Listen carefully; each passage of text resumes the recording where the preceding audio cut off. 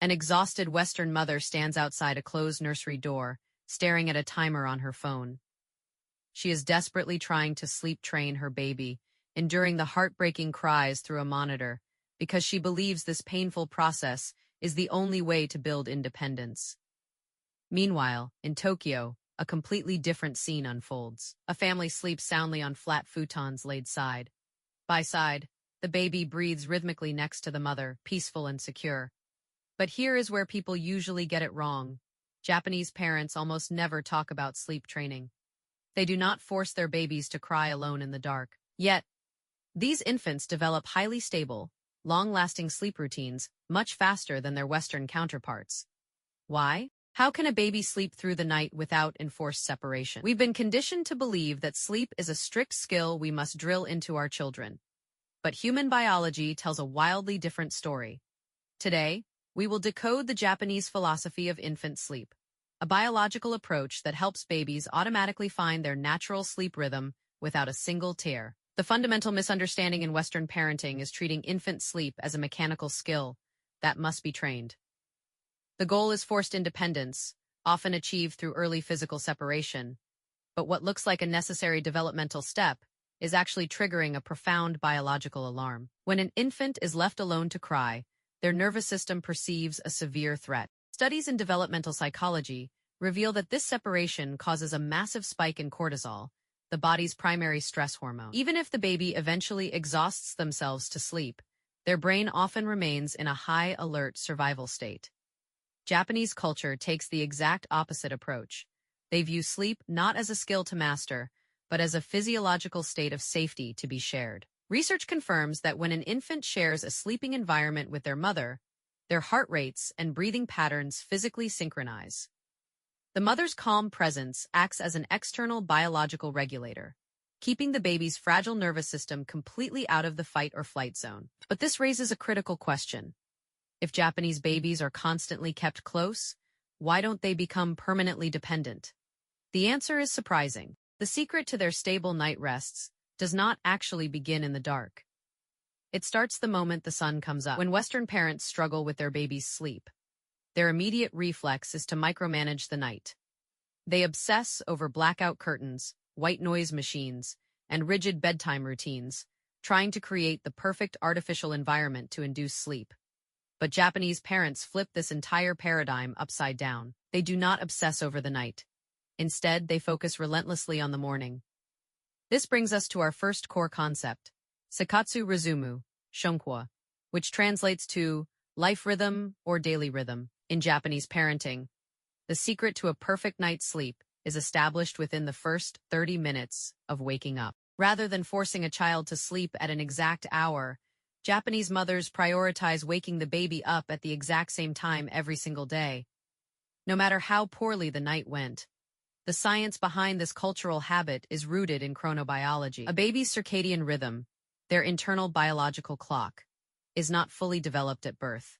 It requires external cues to anchor itself, and the most powerful cue is natural sunlight. When a baby is exposed to bright morning light, it signals the brain to halt the production of melatonin. Simultaneously, it triggers a healthy spike in daytime alertness. But here is what most parents do not realize. Morning sunlight does not just wake the baby up, it sets a biological timer. Exposure to morning daylight directly dictates the amount of melatonin the brain will naturally produce 12 to 14 hours later. Are you desperately trying to force your baby to sleep at night while accidentally destroying their biological rhythm during the day? Instead of keeping the house dark to let a baby sleep in, Japanese parents throw open the curtains. They practice osampo, taking the baby for a morning stroll, even at a few weeks old, to bathe their retinas in daylight. This rhythm becomes the anchor that makes nighttime sleep inevitable. To apply this tomorrow, stop worrying about bedtime. Open the blinds at the exact same time every morning. Take your baby outside for just 15 minutes of early sunlight. But fixing the daytime routine is only half the battle. What actually happens on those flat futon mattresses when the sun finally sets? That is where the true foundation of a child's safety is built. This brings us to the second pillar of Japanese infant sleep, which happens when the sun finally sets. Soin tensin. Translated literally, soin means sleeping alongside, but in the context of Japanese parenting, It represents something much deeper. It is the sharing of a biological ecosystem, typically practiced on flat, firm futons placed directly on the floor, which naturally mitigates the risks associated with high beds and Western mattresses. Soin is about physical and emotional synchronization. In the West, parents are often pressured to teach their babies self-soothing as early as possible. The belief is that if a baby is left alone in a crib in a separate room, they will eventually learn to calm themselves down. But here is the psychological blind spot that most modern parenting advice ignores. A newborn's brain is not structurally capable of true self-soothing. Developmental psychology shows us that human infants are born with highly immature nervous systems. They cannot regulate their own heart rate, body temperature, or cortisol levels independently. Instead, they rely entirely on a mechanism called co-regulation. When a Japanese mother lies next to her baby on a futon, her steady breathing, her body heat, and the rhythm of her heartbeat act as an external biological pacemaker. The baby's fragile nervous system automatically detects these signals and synchronizes with them. Because the child does not have to expend any physiological energy desperately searching for safety, they can slip into deeper, more restorative sleep cycles. Are you forcing your baby to self-regulate before their brain has even built the machinery to do so? By embracing co-regulation, Japanese parents provide a continuous blanket of safety.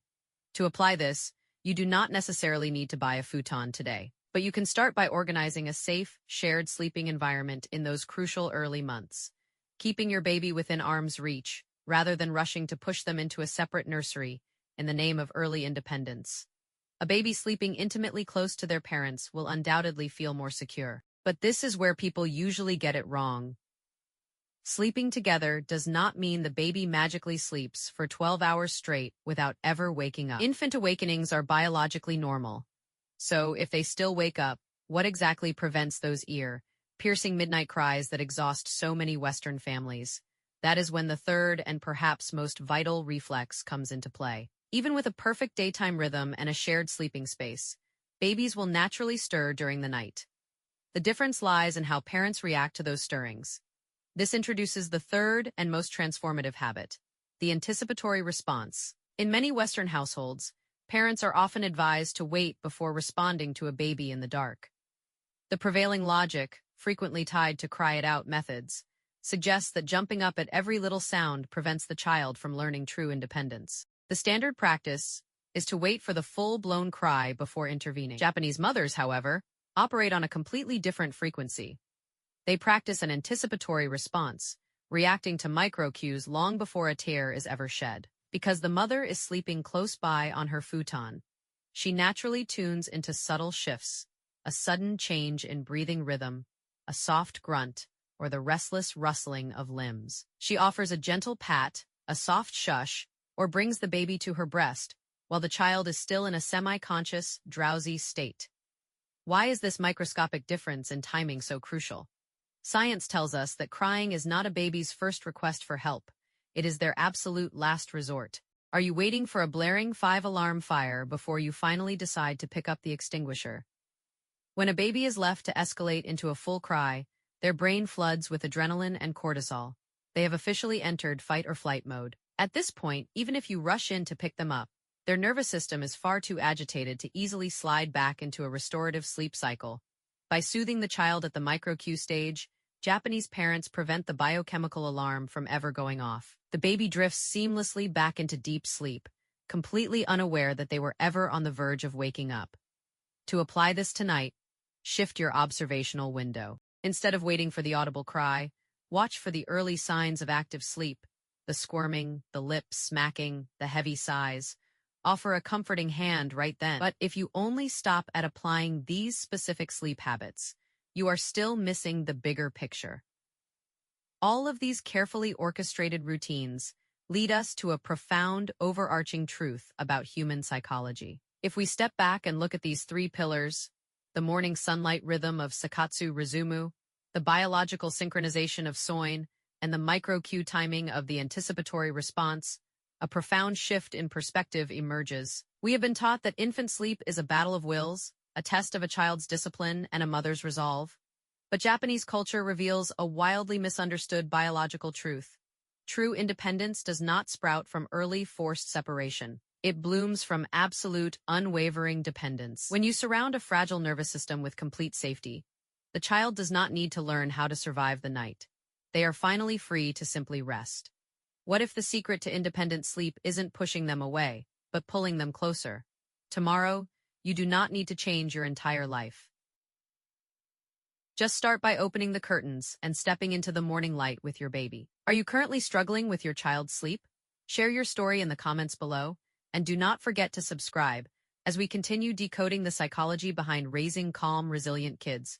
But before you implement these changes tonight, there is one final, critical piece of advice you must hear. Before you completely overhaul your family's routine, remember that every single baby is uniquely wired. The Japanese practices we explored today, like Seikatsu Rizumu and Soin, offer a beautiful biological framework, but they are not absolute medical prescriptions. This video is for educational purposes and explores cultural and psychological perspectives, which should never replace professional medical advice. If your child is struggling with severe sleep issues or health concerns, always consult your pediatrician first. We would love to hear your thoughts on these concepts, so keep the conversation going in the comments below.